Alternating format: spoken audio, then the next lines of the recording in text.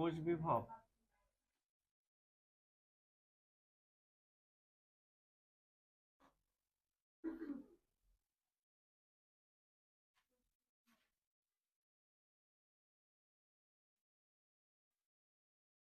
কোষ বিভব ও মুক্ত শক্তির পরিবর্তন, তাই না? ঠিক আছে। আচ্ছা, প্রথমে হলো কোষ বিভব এবং মুক্ত শক্তির পরিবর্তন। তো কোষ বিভবটা আগে একটু ক্লিয়ার হয়ে যায়। আমরা কোষ বিভবটা কি, প্রথমে একটা কোষে কয়টা তড়িৎদ্বার থাকে? দুইটা, একটা হচ্ছে অ্যানোড আর একটা হলো ক্যাথোড। আচ্ছা, অ্যানোড তড়িৎদ্বারে কোন বিক্রিয়া ঘটে?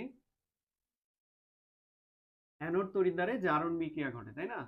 আর ক্যাথোড তড়িৎদ্বারে বিজারণ বিক্রিয়া ঘটে। তো অ্যানোড তড়িৎদ্বারে জারণ বিক্রিয়ার ফলে অ্যানোড তড়িৎদ্বার এবং তড়িৎ বিশ্লেষ্য দ্রবণের মধ্যে যে বিভব পার্থক্য তৈরি হয় এটাকে বলে জারণ বিভব বা অ্যানোড তড়িৎদ্বার বিভব। ক্যাথোডে বিজারণ বিক্রিয়ার ফলে ক্যাথোডের তড়িৎদ্বার এবং তড়িৎ বিশ্লেষ্য দ্রবণের মধ্যে যে বিভব পার্থক্য তৈরি হয় এটাকে বলে ক্যাথোড তড়িৎদ্বার বিভব বা বিজারণ বিভব। তাহলে আমরা জারণ বিভবের সংজ্ঞা বলতে পারি এভাবে, জারণ বিভব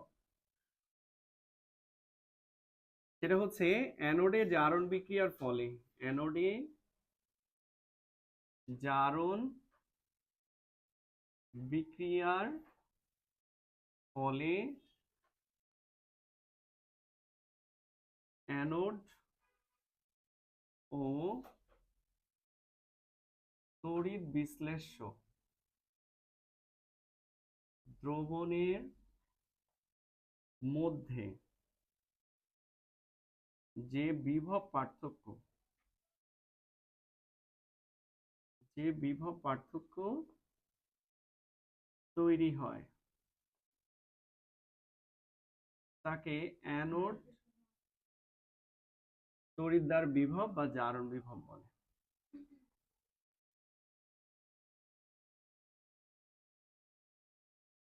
ঠিক আছে? যেমন কপার, ধরো দুইটা ইলেকট্রন ত্যাগ করে কপার 2+ হচ্ছে, এটা জারণ না বিজারণ বিক্রিয়া? জারণ। তাহলে এই যে কপার ধাতু ইলেকট্রন ত্যাগ করে কপার 2+ আয়ন হচ্ছে, এই কপার দণ্ড এবং কপার 2+ আয়নের দ্রবণের যে দ্রবণ, এই দ্রবণ এবং এই দণ্ড, এই দুইটার মধ্যে যে ভোল্টেজ ডিফারেন্স তৈরি হয় বা বিভব পার্থক্য তৈরি হয় সেটাই হলো জারণ বিভব। এখন এই জারণ বিভবটা আমরা কিভাবে উপস্থাপন করি? কপারের আদর্শ জারণ বিভব ই নট কপার বাই কপার 2+, এটা বোঝায় হচ্ছে, এটা আমরা গত ক্লাসে বলছি তাই না, এই যে ধাতু থেকে আয়ন বোঝায় হচ্ছে জারণ। তাহলে এটা জারণ। তাহলে এখানকার যে ভোল্টেজ সেটা আমরা কি লিখবো? জারণ বিভব বা অক্সিডেশন ভোল্টেজ। তাহলে জারণ বিভবের মান কত হবে এখানে? কপারের আদর্শ জারণ বিভবের মান হচ্ছে -0.34 ভোল্ট। ঠিক আছে? আচ্ছা, আমি যদি একই কথা উল্টা বলি, অর্থাৎ কপারেরই যদি বিজারণ বিভবের কথা বলি, তাহলে এখানে চেঞ্জ হবে শুধু বিজারণ বিভবের, এখানে লিখবো হচ্ছে ক্যাথোডে বিজারণ বিক্রিয়ার ফলে, তাই না? এখানে কি লিখবো? ক্যাথোডে বিজারণ বিক্রিয়ার ফলে ক্যাথোড এবং তড়িৎ বিশ্লেষ্য দ্রবণের মধ্যে যে বিভব পার্থক্য তৈরি হয় তাকে বিজারণ বিভব বলে। আচ্ছা, এটাকে আমরা, আচ্ছা ক্যাথোড, ক্যাথোড এবং এখানেও হবে ক্যাথোড, তাই না? তাহলে বিজারণ বিভবের ক্ষেত্রে আমরা বিক্রিয়াটা রিভার্স করে লিখতে পারি কিভাবে? এই যে কপার 2+, এখানে কপার 2+, দুইটা ইলেকট্রন গ্রহণ করে হবে কপার ধাতু। তাহলে এই যে এখানেও চেঞ্জ হবে, সেটা হচ্ছে কপার 2+ থেকে কপার ধাতু হবে। তো প্রত্যেকটা ধাতুরই জারণ বিভব এবং বিজারণ বিভবের মান সমান, কিন্তু সেটা বিপরীত চিহ্ন বিশিষ্ট। অর্থাৎ কপারের জারণ বিভব যেমন ছিল -0.34 ভোল্ট, এটার বিজারণ বিভব হবে +0.34 ভোল্ট। ঠিক আছে? তাহলে প্রত্যেকটা ধাতুরই জারণ বিভব এবং বিজারণ বিভবের মান সমান, কিন্তু সেটা বিপরীত চিহ্ন বিশিষ্ট। এখন আসি, জারণ বিভব এবং বিজারণ বিভব দেখলাম, এবার আমরা একটু কোষ বিভব দেখি।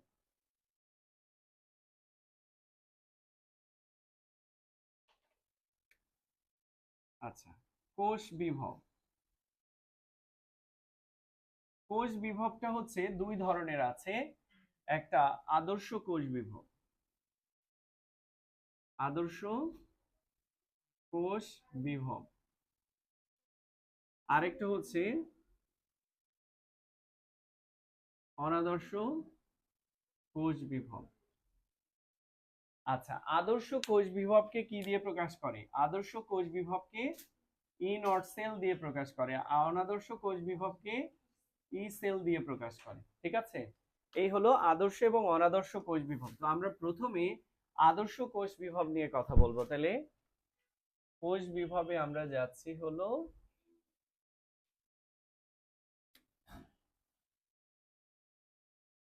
আদর্শ কোষ বিভব ও মুক্ত শক্তির পরিবর্তন।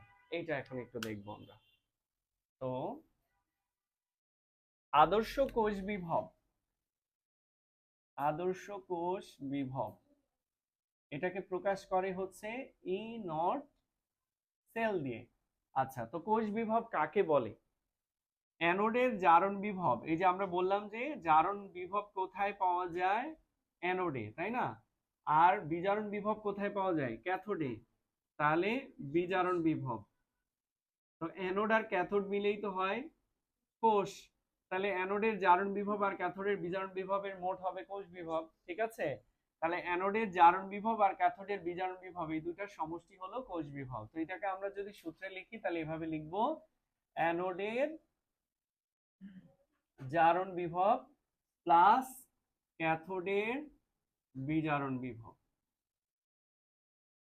এই যে anode oxidation plus cathode reduction, অ্যানোডের জারণ বিভব প্লাস ক্যাথোডের বিজারণ বিভব। ঠিক আছে, এখন আমরা শুধু একটা সূত্র দিয়েই ম্যাথগুলো করে নিব। আবার তোমার হচ্ছে সূত্র কিন্তু এখানে চেঞ্জ করে লেখা যায়, যেমন অ্যানোডেও জারণ হচ্ছে ক্যাথোডেও জারণ হচ্ছে, যদি দুইটাতেই জারণ বিভব দেওয়া থাকে সেই ক্ষেত্রে আমরা সূত্রটা কিভাবে লিখতে পারি? সেটা হচ্ছে অ্যানোডের জারণ বিভব মাইনাস ক্যাথোডের জারণ বিভব, নাকি?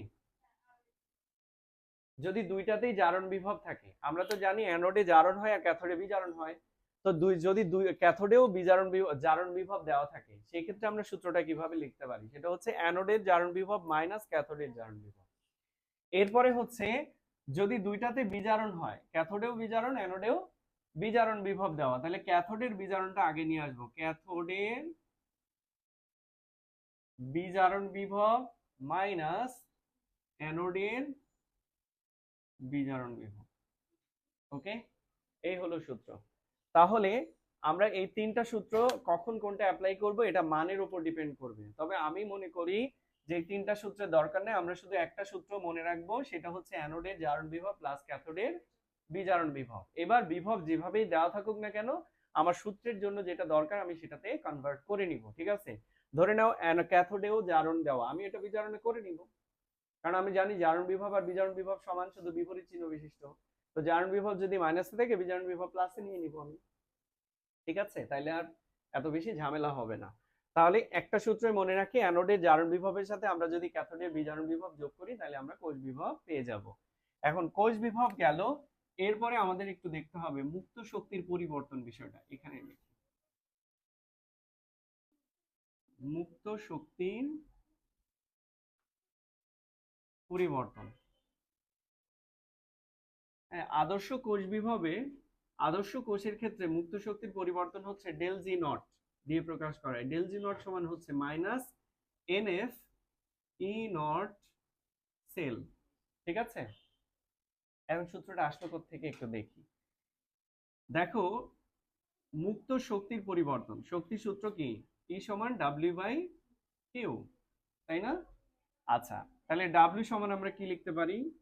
ই কিউ, বা এটা ই সেল, ই নট সেল, যেটাই ধরো। আদর্শের ক্ষেত্রে যেহেতু আমরা ই নট সেল ধরলাম, E not cell, E not cell into Q. আচ্ছা, এই যে ডাব্লিউটা কি? সম্পাদিত কাজ, তাই না?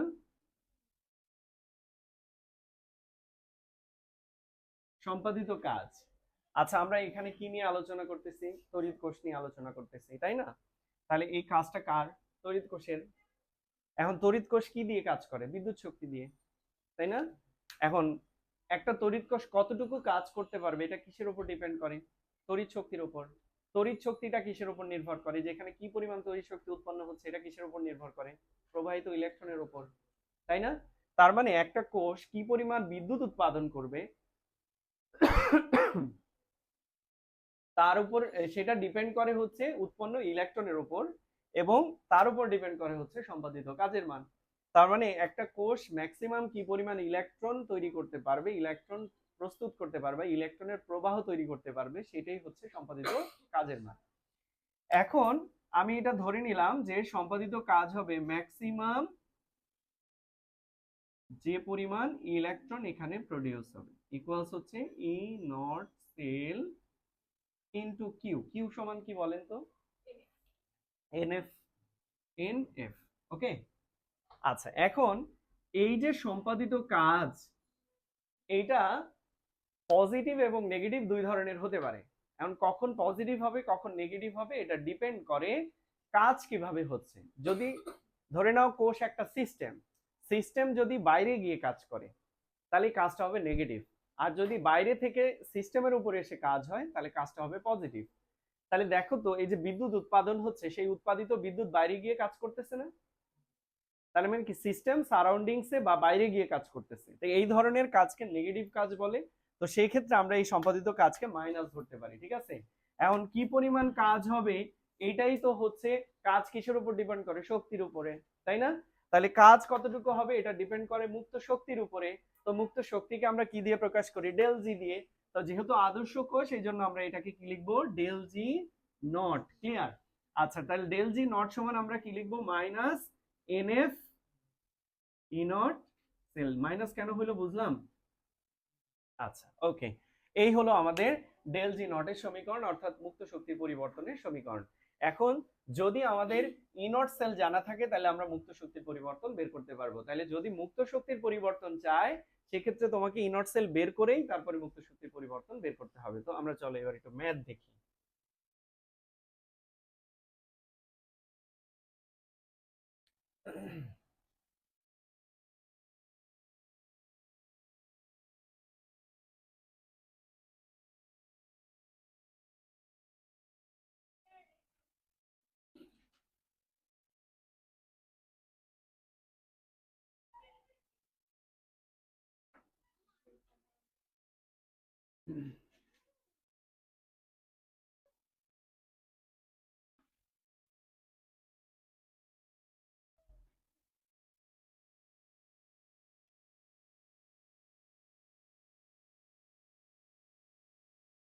আচ্ছা, প্রশ্ন হলো 1 ও 2 নং তড়িৎদ্বার দ্বারা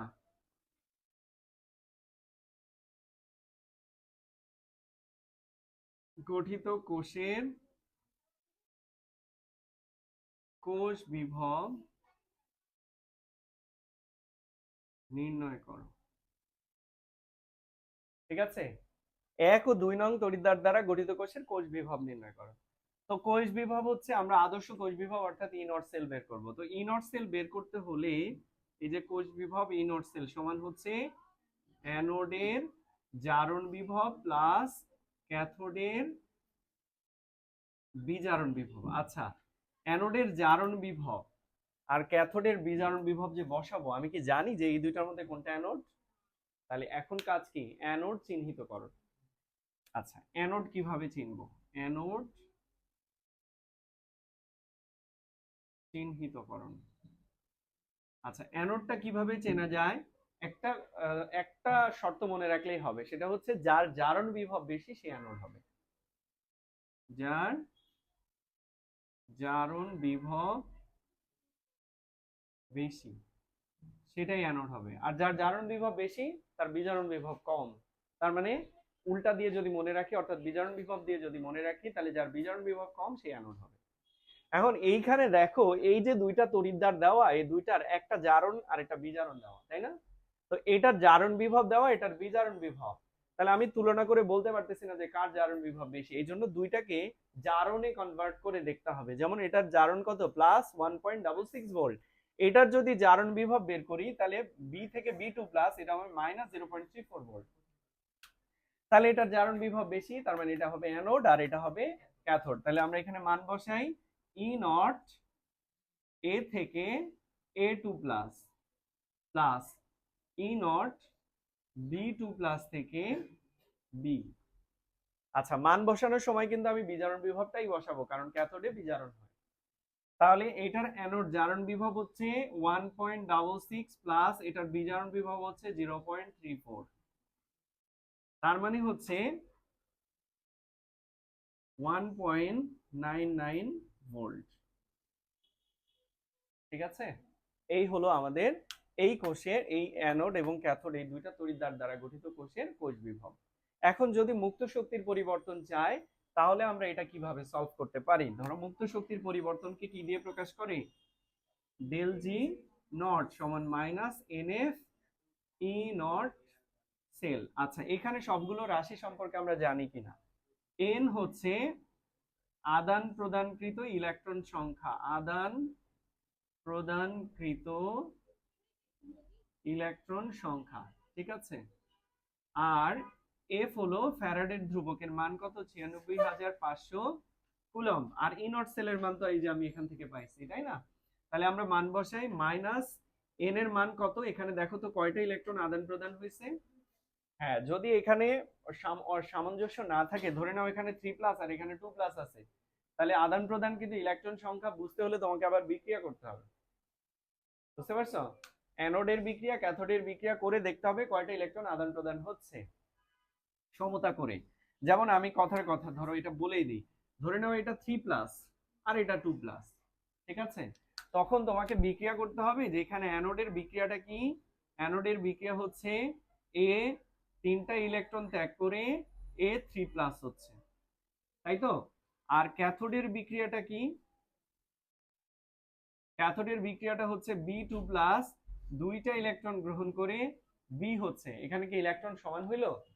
না, এই জন্য সমীকরণটাকে গুণ করতে হবে। তো 1 নম্বর সমীকরণকে যদি আমরা 2 দিয়ে গুণ করি, এই যে 2, আর 2 নম্বর সমীকরণকে যদি আমরা 3 দিয়ে গুণ করি, তাহলে কিন্তু ইলেকট্রন সংখ্যা সমান হয়। কারণ এই অ্যানোড এবং ক্যাথোডের মধ্যে আদান প্রদানকৃত ইলেকট্রন সংখ্যা কত? 6। তখন এখানে এন এর মান 6 বসাতে হবে। বুঝা গেল বিষয়টা? তো এখানে আমাদের কত ছিল? 2+। তার মানে আমরা এখানে 2টা ইলেকট্রন আদান প্রদান হতে দেখতেছি, তাই তো। তাহলে এন এর মান আমি কত বসাবো? 2 ইনটু ফ্যারাডের ধ্রুবক 96,500 ইনটু ই নট সেলের মান হচ্ছে 1.99 ভোল্ট। ওকে, কোনো প্রশ্ন নাই?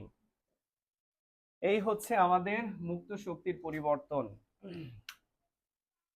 এখন আসি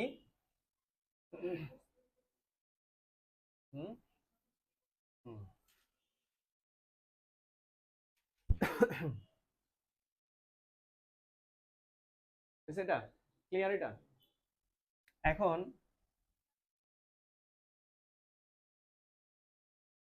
বিক্রিয়ার স্বতঃস্ফূর্ততা, অর্থাৎ এটা সহজ ভাষায় যেটা আমরা বলতে পারি, দ্রবণ রাখা যাবে কিনা, তাই না? দ্রবণ রাখা যাবে কি না। আচ্ছা, এটা কিসের উপর ডিপেন্ড করে? এটা ই নট সেলের উপর ডিপেন্ড করে। এরকম ই নট সেলের মান যদি 0 থেকে বড় হয় তার মানে কি পজিটিভ। ই নট সেলের মান পজিটিভ। যদি ই নট সেলের মান 0 থেকে বড় অর্থাৎ পজিটিভ হয় তাহলে বিক্রিয়া স্বতঃস্ফূর্ত। বিক্রিয়া স্বতঃস্ফূর্ত। আচ্ছা, আর ই নট সেলের মান যদি 0 থেকে ছোট হয় তাহলে বিক্রিয়া অস্বতঃস্ফূর্ত। এখন বলো যে এটা যেটা আমি কি করব, বুঝবো কেমনে? ধরো এইটা হলো একটা কপারের পাত্র। পাত্রটা কি দিয়ে তৈরি? কপার। আর এর মধ্যে আমরা রাখতেছি হলো, ধরে নাও জিঙ্ক সালফেট দ্রবণ রাখতেছি। এখন প্রশ্নটা হচ্ছে এরকম যে কপারের পাত্রে আমি কি জিঙ্ক সালফেট দ্রবণ রাখতে পারবো কিনা। কেন রাখতে পারবো না আগে তো এটাও জানতে হবে যে প্রশ্নটা হলো কেন। কারণ হচ্ছে যদি কপার জিঙ্ক সালফেট দ্রবণের সাথে বিক্রিয়া করে ফেলে তাহলে পাত্রটা ক্ষয় হয়ে যাবে, এই জন্য দ্রবণ রাখা যাবে না, এই জন্য প্রশ্নটা হয়েছে। তাহলে মূলত এখানে ডিপেন্ড করতেছে যে পাত্রের সাথে দ্রবণ বিক্রিয়া করে কিনা। যদি করে তাহলে দ্রবণ রাখা যাবে না, আর যদি না করে তাহলে রাখা যাবে। তার মানে আমাদের এখানে বের করতে হবে যে এই এখানে তোমার দ্রবণের সাথে পাত্র বিক্রিয়া করবে কিনা। এইটা ডিপেন্ড করে ই নট সেলের মানের উপর। তো ইনর সেলের মান যদি 0 থেকে বড় হয় তাহলে বিক্রিয়াটা এখানে এই দ্রবণের সাথে পাত্রের বিক্রিয়াটা স্বতঃস্ফূর্তভাবে হতে থাকবে, স্বাধীনভাবে বাধাহীনভাবে হতে থাকবে, ফলে পাত্রটা ক্ষয় হয়ে যেতে থাকবে। হ্যাঁ, তা সেই ক্ষেত্রে রাখা যাবে না। আর যদি ইনর সেলের মান 0 থেকে ছোট হয় তাহলে বিক্রিয়া হবে না, অর্থাৎ দ্রবণটা রাখা যাবে। ঠিক আছে, এখন এটা দুই ভাবে প্রশ্ন হতে পারে। একটা হচ্ছে ভোল্টেজ দিয়ে, অর্থাৎ বিভবের মান দেওয়া থাকবে, আর একটা বিভব না দিয়ে দিবে। তো বিভব না দিয়ে যদি প্রশ্ন করে, যেমন ধরো তোমাকে বললো যে কপার পাত্রে জিঙ্ক সালফেট দ্রবণ রাখা যাবে কিনা, এখানে কোনো বিভব দেয়নি, এটা 2 মার্কের প্রশ্ন হতে পারে। সেই ক্ষেত্রে তোমাকে সক্রিয়তার সিরিজ দিয়ে ব্যাখ্যা করতে হবে। সক্রিয়তার সিরিজ মনে আছে কিনা, যে লিনা কে না কে, তাই না, কে না কে ম্যাকগাইভার এলো যেন ফিরে, তারপরে কি সোনা পাবে হাই টু হাজি আজি পেটাবে আমায়। এই হচ্ছে lithium potassium sodium potassium lithium, আরে আল্লাহ, কে না কে, lithium potassium sodium calcium magnesium aluminium zinc iron tin lead hydrogen copper mercury silver platinum gold. ঠিক আছে, তো এখন আমাকে প্রশ্ন করছে যে কপারের পাত্রে জিঙ্ক সালফেট দ্রবণ রাখা যাবে কিনা। দেখো তো, কপার আর জিঙ্ক এই দুইজনের মধ্যে এই সক্রিয়তার সিরিজে যারা নিচে আছে তাদের জারণ বিভব কম, জারণ বিভব কম, জারণ বিভব কম মানে তাদের ইলেকট্রন ত্যাগ করার ইচ্ছা কম। ঠিক আছে, অর্থাৎ বিজারণ বিভব বেশি। আর উপরে যারা আছে তাদের জারণ বিভব বেশি। ঠিক আছে, এখন কপার পাত্রে জিঙ্ক সালফেট দ্রবণ রাখা যাবে কিনা। তো দেখো, সক্রিয়তা সিরিজে জিঙ্কের নিচে কপারের অবস্থান, অর্থাৎ পাত্র যেটা দিয়ে তৈরি এটা জারণ বিভব কম, তাহলে জারণ বিভব কম মানে ইলেকট্রন ত্যাগ করার ইচ্ছা কম। ঘটনাটা হচ্ছে এরকম যে এই হলো কপার পাত্র আর এই হলো জিঙ্ক সালফেট দ্রবণ, বুঝছো।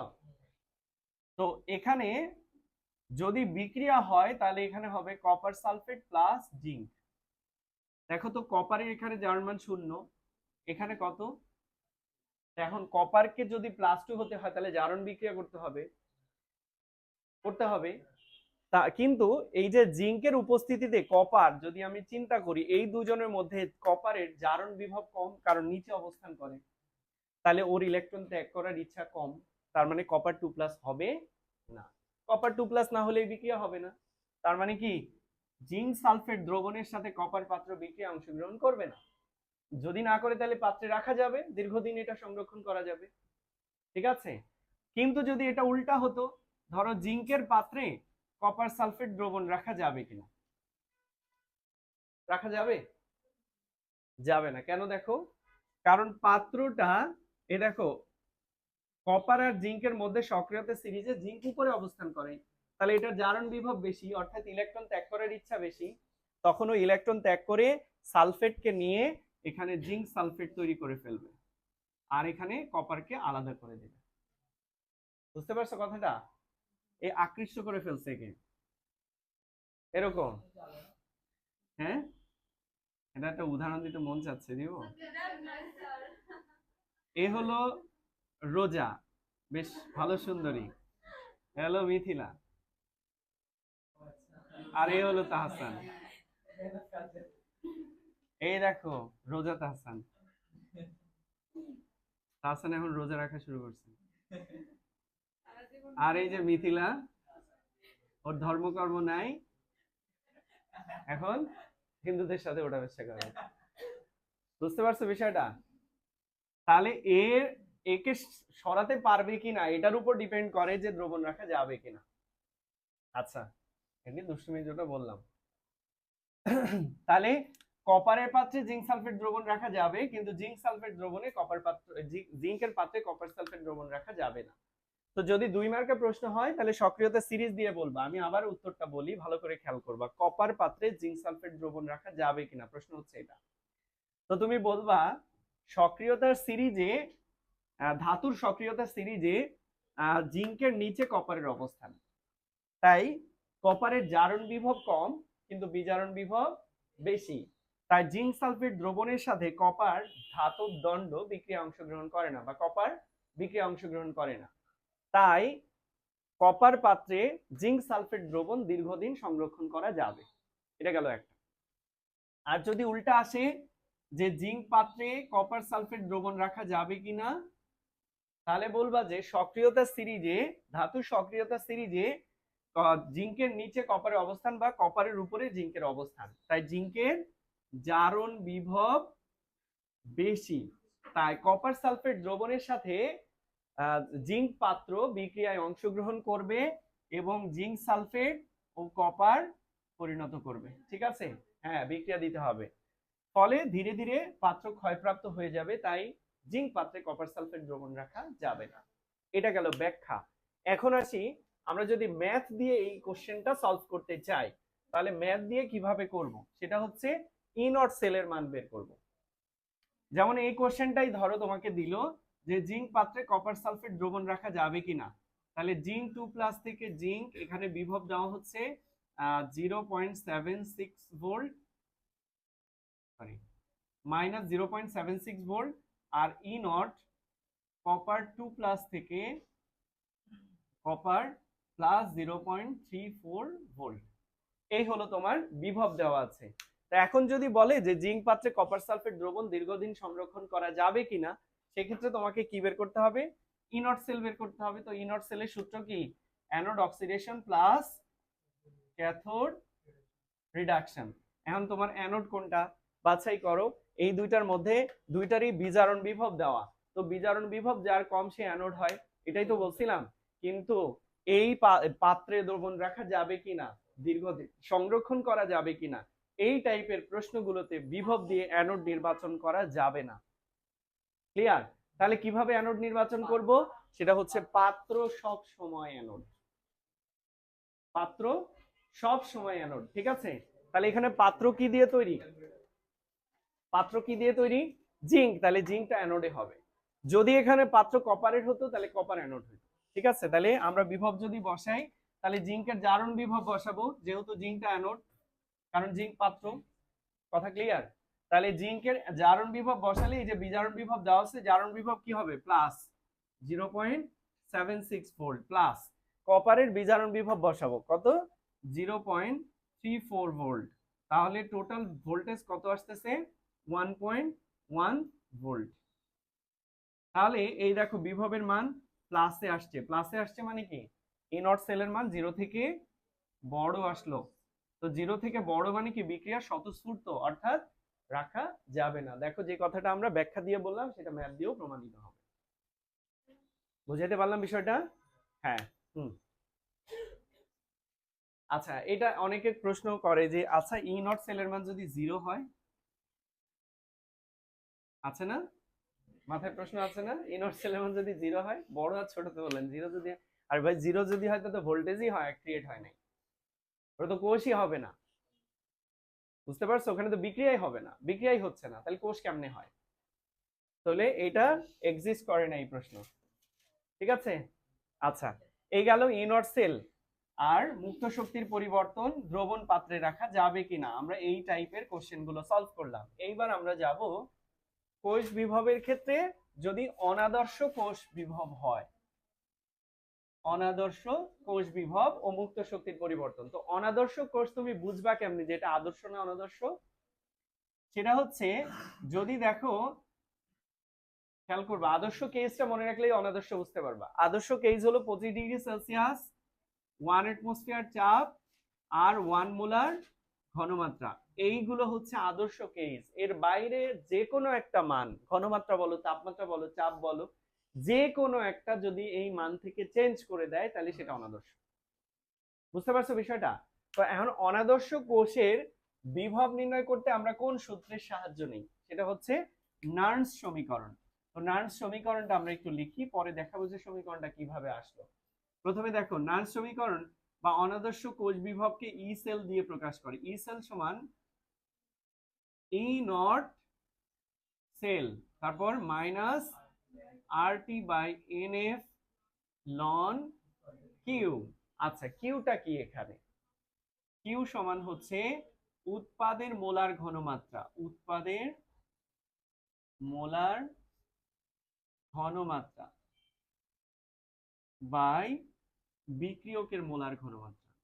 আচ্ছা উৎপাদ আর বিক্রিয়ক এটা বিক্রিয়া না করলে পাওয়া যাবে? তার মানে ই সেল বের করতে হলে তোমাকে বিক্রিয়া করতে হবে, এটা বাধ্যতামূলক। ঠিক আছে, প্রথমে তো ই নট সেল বের করতেই হবে, তারপরে ই সেল বের করার আগে ই নট সেলের পরে বিক্রিয়া করে বিক্রিয়ক এবং উৎপাদ আইডেন্টিফাই করতে হবে, তারপরে কি ই সেল বের করতে হবে। কথা ক্লিয়ার? তোমরা চাইলে লনের জায়গায় লগ ইউজ করতে পারো। লন আর লগের মধ্যে পার্থক্য কি? লন সমান 2.303 লগ, এটা দিয়ে গুণ করে দিবা তাইলেই হয়ে যাবে, কোনো সমস্যা নেই। তো লগ দিয়ে অনেকে বলে যে লগ দিয়ে সূত্র লেখা, বইয়ের মধ্যে গাইডের মধ্যে লগ দিয়ে লেখা, লগ দিয়ে যে অ্যান্সার আসবে লন দিয়েও তাই আসবে। ঠিক আছে, সূত্র যত এক্সটেন্ড করবা তুমি চাইলে করতে পারো, কোনো সমস্যা নেই। তো আমরা ওই দিকে যাবোই না, হ্যাঁ আমরা লন দিয়েই করব, যেহেতু ক্যালকুলেটর ইউজ করব তাহলে প্যারা নেই। ওকে, এখন মুক্ত শক্তির পরিবর্তন এটাকে ডেল জি দিয়ে প্রকাশ করে। আদর্শ কোষ বিভবে যেমন, আদর্শ কোষের ক্ষেত্রে যেমন মুক্ত শক্তির পরিবর্তন ডেল জি নট, অনাদর্শের ক্ষেত্রে হচ্ছে ডেল জি দিয়ে প্রকাশ করে। ডেল জি সমান minus N F E cell. ঠিক আছে, তার মানে কি ই সেল বের করার পরে ডেল জি বের করতে হবে। ক্লিয়ার? ওকে,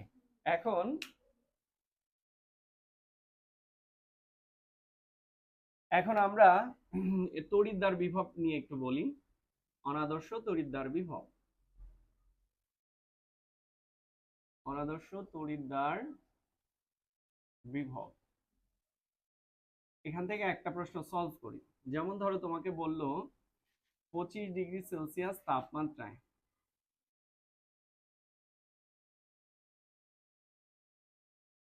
0.5 মোলার জিঙ্ক সালফেট দ্রবণে জিঙ্ক দণ্ড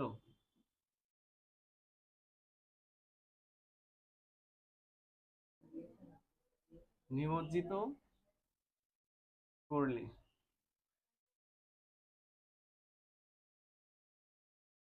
এর জারণ বিভব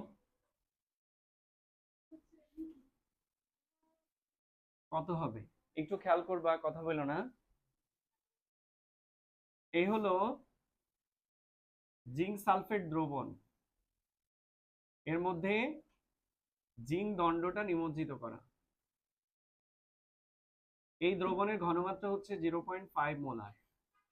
তো বলছে এটার জারণ বিভব তাহলে কত হবে? কারণ জিঙ্কের জারণ বিভব তো আমরা জানি, আদর্শ জারণ বিভব যেটা কত,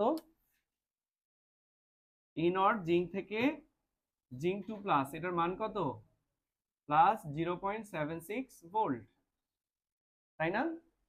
এটা হলো জিঙ্কের আদর্শ জারণ বিভব। কারণ ওরা যেটা চাইছে এটাকে আদর্শ অনাদর্শ কেন? কারণ ঘনমাত্রা চেঞ্জ করে 1 এর পরিবর্তে 0.5 করছে। তার মানে জিঙ্কের অনাদর্শ জারণ বিভবটা ওরা জানতে চাইছে। ঠিক আছে, এটা কিন্তু একটা কোষ না, এটা অর্ধ কোষ, শুধু জিঙ্ক তড়িৎদ্বারের কথা বলছে, তাই না? ওকে, তাহলে সেই ক্ষেত্রে আমরা যদি তোমার হচ্ছে এটার অনাদর্শ জারণ বিভব বের করতে চাই, তাহলে আদর্শ জারণ বিভবটা তোমার জানতে হবে। এটা হলো আদর্শ জারণ বিভব। এখন আমরা অনাদর্শ জারণ বিভব বের করার আগে বিক্রিয়াটা করতে হবে। বিক্রিয়া, বিক্রিয়া হচ্ছে এখানে জিঙ্ক দুইটা ইলেকট্রন ত্যাগ করে কি হচ্ছে? জিঙ্ক 2 প্লাস, তাই না? এটা হলো বিক্রিয়ক আর এটা হলো উৎপাদ। এইবার দেখো ই সেল বের করব। ই সেল সমান ই নট জিঙ্ক থেকে জিঙ্ক 2 প্লাস। আচ্ছা এটা কিন্তু ই সেল না, এটা কি চাইছে? জিঙ্ক থেকে জিঙ্ক 2 প্লাস, এই বিভবটা চাইছে, অনাদর্শ বিভব চাইছে জিঙ্কের। তাহলে ই জিঙ্ক থেকে জিঙ্ক 2 প্লাস সমান ই নট জিঙ্ক থেকে zinc 2 plus minus R T by N F ln উৎপাদ বাই বিক্রিয়ক। আর উৎপাদ কোনটা দেখো আমাদের এখানে জিঙ্ক 2 প্লাস, তাহলে উপরে দিব কি জিঙ্ক 2 প্লাস এর মোলার ঘনমাত্রা, আর নিচে কে? বিক্রিয়ক, বিক্রিয়ককে জিঙ্কের মোলার ঘনমাত্রা। ঠিক আছে, এখন আমরা মান বসাই। দেখো জিঙ্কের জারণ বিভব কত আদর্শ 0.76 মাইনাস আর এর মান কত 8.314 ইনটু টি এর মান কত 25°C মানে 298 বাই এন এর মান কত এন হচ্ছে ত্যাগকৃত বা গ্রহণকৃত ইলেকট্রন সংখ্যা 2 এফ এর মান 96,500 লন উৎপাদ হচ্ছে জিঙ্ক 2+, তো জিঙ্ক 2+ মানে জিঙ্ক সালফেট দ্রবণ, এটার ঘনমাত্রা কত 0.5 বাই জিঙ্কের ঘনমাত্রা কত, আচ্ছা ধাতুর ঘনমাত্রা হয় না, ধাতুর ঘনত্ব হয়, ঠিক আছে।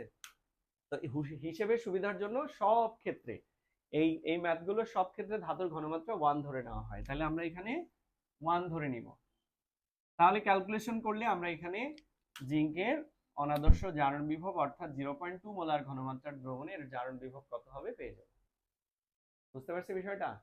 তাহলে এইভাবে যে কোনো তড়িৎদ্বারের জারণ বিভব বা বিজারণ বিভব চাইতে পারে। যদি বিজারণ বিভব চায় তাহলে এখানে সূত্র চেঞ্জ করে জিঙ্ক 2+ থেকে জিঙ্ক লিখবো, এখানেও জিঙ্ক 2+ থেকে জিঙ্ক লিখবো, আর এখানে আরটি বাই এনএফ লন উৎপাদের জায়গায় লিখবো এইটা, আর বিক্রিয়কের জায়গায় লিখবো এটা। কারণ তুমি যখন এটার বিজারণ বিক্রিয়া করবা তখন জিঙ্ক 2+ দুইটা ইলেকট্রন ত্যাগ করে হবে জিঙ্ক, তাহলে এটা হবে উৎপাদ, এটা হবে বিক্রিয়ক, অর্থাৎ উপরে হবে 1 নিচে হবে 0.5। ঠিক আছে, তাহলে জারণ বিভব চাইলে একভাবে, বিজারণ বিভব চাইলে আরেকভাবে করতে হবে। এই হচ্ছে একটা নির্দিষ্ট তড়িৎদ্বারের জারণ বা বিজারণ বিভব। কোনো কোশ্চেন নাই? এখন হ্যাঁ,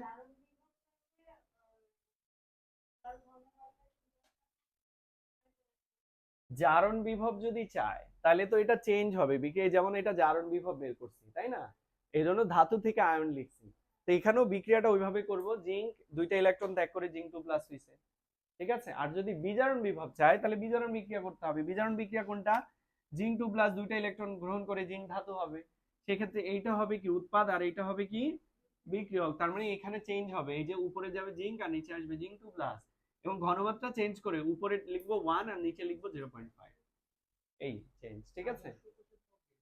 না না, অনাদর্শেরটা যদি বলে তাহলে এইভাবে, আদর্শ তো তোমাকে বলে দিবে, দিয়ে দিবে, অথবা তোমার মুখস্থ বসাইতে হবে। হ্যাঁ ক্লিয়ার এটা? আচ্ছা,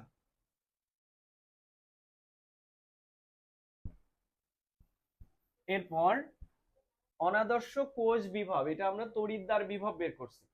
একটা নির্দিষ্ট তড়িৎদ্বারের কথা যদি বলে, কিন্তু যদি গোটা কোষের কথা বলে তাহলে কিভাবে করব, যেমন আমরা একটা প্রশ্ন এখানে তুলবো আগে, তারপর উদ্দীপকের পি কোষে 5 অ্যাম্পিয়ার তড়িৎ 30 মিনিট যাবত চালনা করলে, এই যে এই কোষটা পি কোষ তাই না, আর এটা হলো কিউ কোষ, তো পি কোষটা হলো তড়িৎ বিশ্লেষক কোষ আর কিউ কোষটা হলো গ্যালভানিক কোষ তাই না। তাহলে পি কোষে 5 অ্যাম্পিয়ার তড়িৎ 30 মিনিট যাবত চালনা করলে দ্রবণের ঘনমাত্রা কত হবে, করছি না আমরা এটা গত ক্লাসে। হ্যাঁ, তো আমরা প্রথমে এখানে কি বের করব, মোট ধাতুর পরিমাণ তাই না, অর্থাৎ W1, মোট কপারের পরিমাণ W1 সমান SMV বাই 1000, তাই তো। আচ্ছা, এরপরে কি লিখবো, সঞ্চিত কপারের পরিমাণ, সঞ্চিত কপারের পরিমাণ, এটা হলো W2 সমান ZIT, তাই না। আচ্ছা, এরপরে কি অবশিষ্ট কপার, অবশিষ্ট কপারের পরিমাণ W3 সমান W1 মাইনাস W2। আচ্ছা, বিয়োগ করে যেটা আসবে তারপরে লিখবো পরিবর্তিত ঘনমাত্রা, S সমান 1000 W3 বাই MV, ব্যাস পরিবর্তিত ঘনমাত্রা হয়ে যাবে, ঠিক আছে। তাহলে সূত্রের সিকোয়েন্স মনে রাখলে মান বসাইলেই অ্যান্সার হয়ে যাবে। এরপর বলছে কিউ কোষের কোষ বিক্রিয়া স্বতঃস্ফূর্তভাবে ঘটবে কিনা। আচ্ছা, কিউ কোষ হলো এটা তাই না। আচ্ছা, এটা হলো কি আদর্শ না অনাদর্শ কোষ, অনাদর্শ কোষ। তো কোষ বিক্রিয়া ডিপেন্ড করে ই নট সেলের উপর, তো আমরা এইটার ই নট সেল বের করব। ই নট সেল বের করে যদি 0 থেকে বড় আসে তাহলে বিক্রিয়া স্বতঃস্ফূর্তভাবে ঘটবে, আর যদি 0 থেকে ছোট হয় অর্থাৎ মাইনাসে আসে তাহলে স্বতঃস্ফূর্তভাবে ঘটবে না। এরপরে বলছে যে পি কোষে ব্যবহৃত দ্রবণটি, পি কোষ কোনটা, এই কোষে ব্যবহৃত দ্রবণ কোনটা, কপার সালফেট। এইটা রূপার পাত্রে রাখা যাবে কিনা, অর্থাৎ সংরক্ষণ করা যাবে কিনা। রূপা মানে কি? সিলভার। তো সিলভারের পাত্রে রাখা যাবে কিনা, তো এটাও কিসের উপর ডিপেন্ড করে? ই নট সেলের উপর। তো ই নট সেল বের করার সময় আমরা এই সিলভারটাকে অ্যানোড হিসেবে নিব আর কপারটাকে ক্যাথোড হিসেবে নিব, কারণ পাত্রটা বলছে রূপা। ঠিক আছে, তাহলে এটাকে অ্যানোডে নিলে আমরা যদি ই নট সেল বের করি, এই যে আমরা টাইপ 3 যদি ই নট সেল বের করি, তাহলে অ্যানোড এর অক্সিডেশন প্লাস ক্যাথোডে রিডাকশন লিখবো, তাই না? তো অ্যানোডে আমরা কাকে নিচ্ছি? রূপা, অর্থাৎ সিলভার। ই নট জিঙ্ক থেকে, সিলভার থেকে সিলভার প্লাস, আর ক্যাথোডে নিব কপার, তাহলে কপার 2+ থেকে কপার।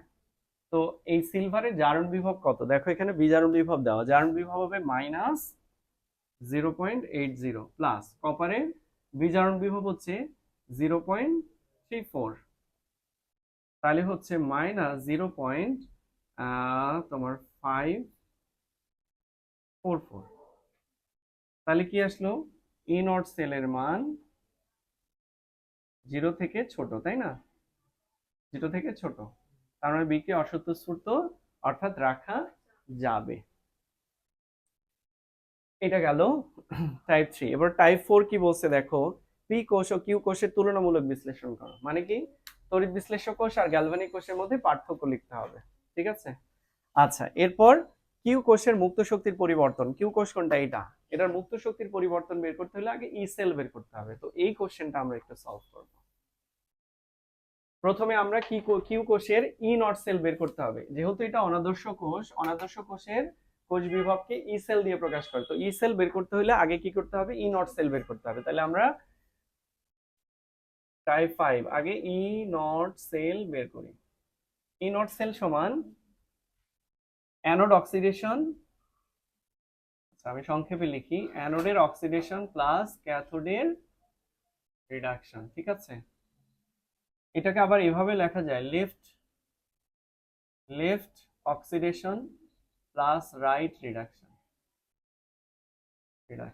ঠিক আছে, এভাবেও লেখা যায়, কারণ বাম দিকে সবসময় অ্যানোড থাকে, তাই বামটাকে অ্যানোড বলা যায়, লেফট ও লেখা যায়। আচ্ছা, এখন আমাদের এই যে এখানে যে দুইটা তড়িৎদ্বার দেওয়া, তাদের মধ্যে কোনটা আমার অ্যানোড হবে, এটা ডিপেন্ড করে যার জারণ বিভব বেশি অথবা যার বিজারণ বিভব কম। তো এখানে দুইটারই বিজারণ বিভব দেওয়া আছে, তাই না? তো বিজারণ বিভবের মধ্যে কম কোনটা? উপরেরটা, জিঙ্কেরটা, এই জন্য এটা হবে অ্যানোড। তাহলে আমরা লিখবো ই নট জিঙ্ক থেকে জিঙ্ক 2+, ওখানে বিজারণ বিভব দেওয়া, কিন্তু আমরা বসাবো কি? জারণ বিভব, কারণ ওইটা আমাদের অ্যানোড। আর যে সিলভারটা হচ্ছে আমাদের ক্যাথোড, তার মানে ওইটার বিজারণ বিভব বসাতে হবে, ই নট সিলভার প্লাস থেকে সিলভার। এবার আমরা বিভবের মানটা বসাই। তো জিঙ্কের জারণ বিভব হচ্ছে +0.76 প্লাস সিলভারের বিজারণ বিভব হচ্ছে +0.80 ভোল্ট। আচ্ছা, তাহলে আমাদের এখানে ভোল্টেজ আসতেছে হলো 1.76 ভোল্ট। ওকে, 56 কি হবে? 1.56। আচ্ছা, 1.56 ভোল্ট। ও আচ্ছা, হ্যাঁ, 8 7 15। ঠিক আছে, 1.56 ভোল্ট। এটা কি আসলে ই নট সেলের মান। ই নট সেলের মান বের করার পর সাথে সাথে বিক্রিয়া করতে হবে। এবার আমরা অ্যানোড হাফ রিঅ্যাকশনটা একটু দেখি। অ্যানোডের বিক্রিয়া, অ্যানোড কোনটা নিয়েছি আমরা? জিঙ্ক। তাহলে জিঙ্ক এখানে দুইটা ইলেকট্রন ত্যাগ করে কি হবে? জিঙ্ক 2+। আর ক্যাথোডে আমরা কাকে নিচ্ছি? সিলভার। তাহলে সিলভার প্লাস একটা ইলেকট্রন গ্রহণ করে হবে সিলভার। আচ্ছা, এখানে কি ইলেকট্রন সংখ্যা সমান আছে? নাই, এই জন্যই 2 নম্বর সমীকরণকে আমাদের 2 দিয়ে গুণ করে নিতে হবে। ঠিক আছে, এবার আমরা কোষ বিক্রিয়াটা একটু লিখব। কোষ বিক্রিয়া, কোষ বিক্রিয়া হচ্ছে zinc plus 2 mole silver plus plus এখানে zinc 2+ plus 2 mole silver. Okay, এবার আমরা ই সেল বের করব। ই সেল সমান E not cell minus RT/NF ln RT/NF। Ln উৎপাদ বাই বিক্রিয়ক। তো উৎপাদ এখানে কে কে? এই দুইজন। তাহলে উপরে হলো জিঙ্ক 2 প্লাস এর মোলার ঘনমাত্রা ইনটু সিলভারের মোলার ঘনমাত্রা। তো এখানে সিলভার কয় মোল? এই জন্য এর পাওয়ার হবে 2। নিচে হলো জিঙ্ক 2 প্লাস এর মোলার ঘনমাত্রা ইনটু সরি জিঙ্কের মোলার ঘনমাত্রা ইনটু সিলভার প্লাস এর মোলার ঘনমাত্রা স্কয়ার। ঠিক আছে, এবার আমরা মান বসাতে পারি। তো এটার মান আসছে ইনট সেলের মান আসছে 1.56 মাইনাস আর এর মান হচ্ছে 8.314। এই কথাটা বলতে ভুলে গেছি যে ই সেল ইনট সেল ই সেল বের করতে গিয়ে আর এর মান সবসময় তোমরা এসআই এককে বসাবে। ঠিক আছে, টি এর মান কত? ওখানে তাপমাত্রা দেওয়া আছে 25 ডিগ্রি অর্থাৎ 298 বাই, যদি তাপমাত্রা না দেওয়া থাকে তাও 25 ডিগ্রি ধরতে হবে। ঠিক আছে, আর এন এর মান কত? এখানে ত্যাগকৃত গ্রহণকৃত ইলেকট্রন সংখ্যা হলো 2, এফ হলো 96,500। লন উৎপাদকে আমাদের জিঙ্ক 2 প্লাস, তো জিঙ্ক 2 প্লাস এর ঘনমাত্রা কত? ওই যে জিঙ্ক সালফেট দ্রবণ 0.1, আর ধাতুর ঘনমাত্রা আমরা বলছি 1, ওটা লিখলাম না, বাই সিলভার আয়নের ঘনমাত্রা কত আছে? সিলভারের দ্রবণের ঘনমাত্রা 0.2, তাহলে 0.2 স্কয়ার। এই হলো আমাদের মান। এবার ক্যালকুলেশন করলে আমাদের এটার ই সেল বের হয়ে যাবে। তো ই সেল বের করার পর আচ্ছা, এটার ই সেল বের করো। আমরা ডেল জি সমীকরণটা লিখতে থাকি। ডেল জি সমান minus N F E cell. হ্যাঁ, কত আসে?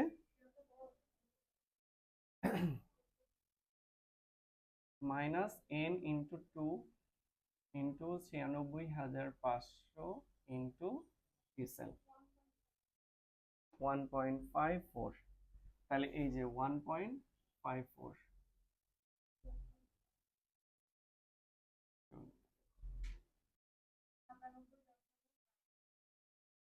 297